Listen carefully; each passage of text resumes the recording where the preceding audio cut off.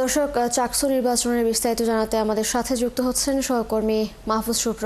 শুভ্র, আপনি তো সেখানে আছেন, একটু জানাবেন চাকসু নির্বাচনে আজ প্রার্থীদের প্রাথমিক তালিকা প্রকাশ হওয়ার কথা, সেই তালিকা প্রকাশ করা হয়েছে কিনা এবং নির্বাচনকে সামনে রেখে প্রচারণার কোনো কার্যক্রম শুরু হয়েছে কিনা সব মিলিয়ে একটু জানবো। তিশা, যেমনটি জানতে চেয়েছিলেন, আসলে মনোনয়নপত্র বিতরণের আজকে শেষ দিন ছিল বৃহস্পতিবার, এবং আজকে কিন্তু মনোনয়নপত্রের যে প্রাথমিক প্রার্থীদের তালিকা যেটি রয়েছে সেটি কিন্তু প্রকাশ করার কথা।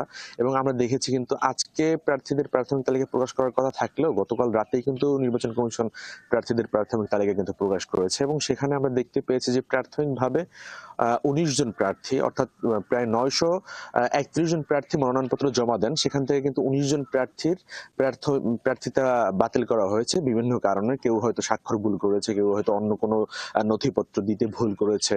এগুলো কিন্তু আমরা দেখেছি গতকালকে 19 জন। তবে নির্বাচন কমিশন যেটি জানিয়েছে সেটি হলো যে এই যে 19 জনের আসলে প্রার্থিতা বাতিল করা হয়েছে, তারা যদি আবার পুনরায় অ্যাপ্লিকেশনের মাধ্যমে যে তাদের সমস্যাগুলোর কথা জানায়, অর্থাৎ যদি কোনো ভুল রেখে থাকে, তথ্যগত কোনো ভুল অথবা অন্য কোনো ভুল করে থাকে, সেই ভুল সংশোধনের কিন্তু একটা সুযোগ তারা পাচ্ছে। পাশাপাশি যদি একটু বলি, গতকাল যেহেতু আসলে প্রার্থীদের প্রাথমিক তালিকা প্রকাশ করা হয়, সেখানে আমরা দেখেছি প্রায় 24 জন প্রার্থী তারা কিন্তু আসলে বিনা প্রতিদ্বন্দ্বিতায় প্রাথমিকভাবে জয়লাভ করে, এবং তার মধ্যে কিন্তু 21 জনই নারী প্রার্থী।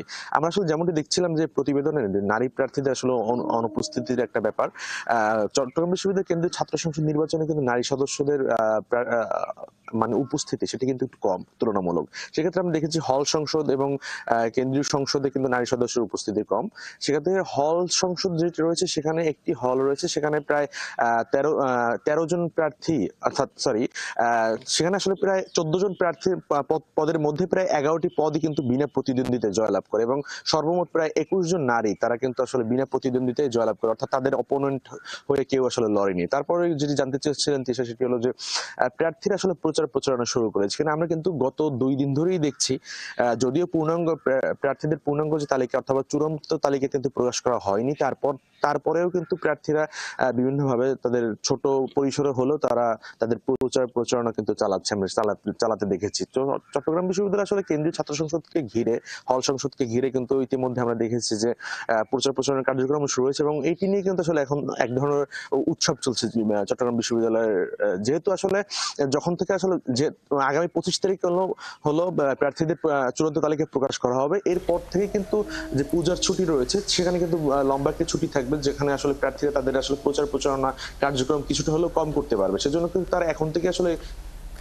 শুভ্র, ধন্যবাদ আপনাকে। আপনি সঙ্গেই থাকবেন, খোঁজখবর রাখতে থাকুন। নিশ্চয়ই পরবর্তীতে আমরা আবার আপনার সাথে যুক্ত হব। দর্শক, চাকসু নির্বাচনের খবর নিয়ে যুক্ত ছিলেন আমাদের সহকর্মী মাহফুজ শুভ্র।